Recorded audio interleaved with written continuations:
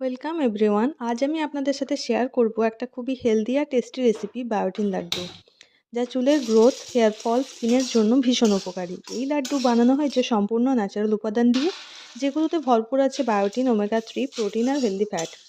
যেগুলো লাগবে সেগুলো হলো pumpkin seed, chia seed, sunflower seed, flax seed, বাদাম, খেজুর আর ঘি। ড্রাই ফ্রুটসও নিতে পারো, এটা দিলেও খুবই ভালো হয়।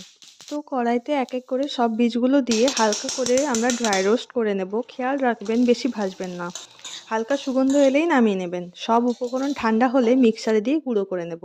আর খেজুরগুলো ঘিতে ভেজে একসাথে সব মিক্স করে নেব। সবগুলো উপকরণ ভালোভাবে মিশে গেলে ঘি হাতে মাখিয়ে নেব, যেমন হোক একটা শেপ দিয়ে নেব।